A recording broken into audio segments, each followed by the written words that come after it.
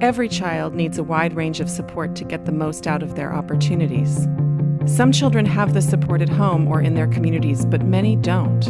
Unfortunately, many people working on behalf of these kids and their families are often working in isolation, so their services can be difficult to access and less effective. These gaps in the system can undermine a child's education by failing to support the whole child. But what if we could remove the barriers in the system so every child had the opportunity to run after their dreams? At PCY, that's our goal, and we're committed to ensuring every child has the learning, health, and social supports needed to succeed in school and life.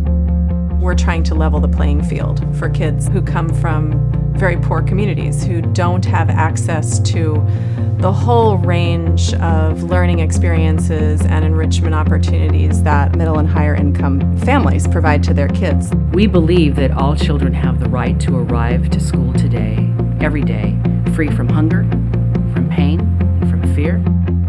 A quality education is every child's right and every adult's responsibility.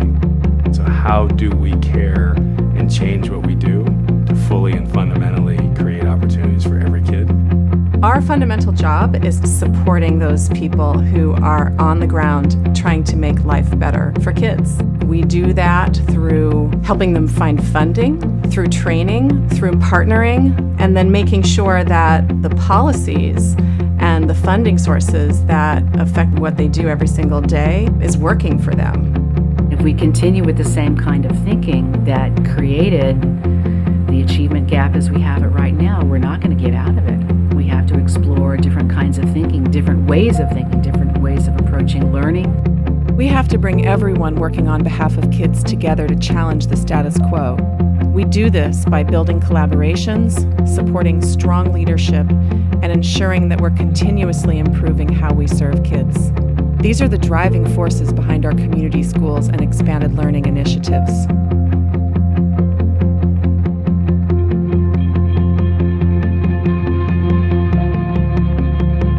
A community school is a place where the school is really the access point for all of the things that kids and their families need.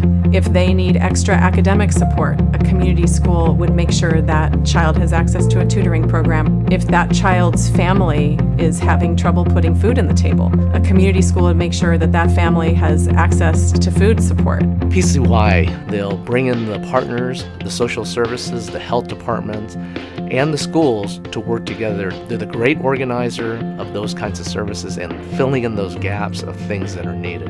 I'm an absolute believer that this is the way to go.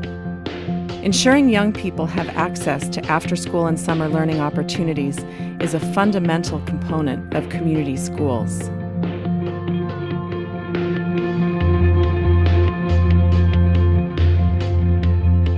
There are lots of people who are in there reforming the school day. We think that equally important is that out-of-school time. Kids spend a lot more time out of school than they do in school. The experience that middle and higher income children are having, the help with their schoolwork, the music lessons, the visits to the science museum, health and nutrition benefits, that's what we're trying to create for kids. This is not a question mark. We know this for a fact that those things really matter. We know that we're serving kids that are really not going to get what we offer at home. We've just heard so much evidence from teachers that, man, this kid really came back much more calm. On the first day of school, they were ready to learn. They were excited to be back. We need more time for students who come from poverty or are learning the English language, more time for them to catch up to their peers. It's really hard doing this kind of work. Partnership for Children and Youth has taught me how to be a more effective leader. They've taught me that you have to have courage in doing different things. We are constantly and intentionally using our local work to inform what we're communicating to policymakers. When that practical hands-on experience is tied to a larger vision and then is able to move into the policy arena so that it can be brought to scale and replicated, that's when I think there's opportunities for real creativity and for moving us forward as a community. They know how to build solid, productive relationships with the right people at the right time to move the right issues. We have raised over $90 million for expanded learning programs in low-income communities. We have trained over 1,000 staff in youth development and quality improvement. We have helped pass and inform dozens of state and federal laws to improve expanded learning programs. And we have created countless new partnerships between schools, government, and community agencies.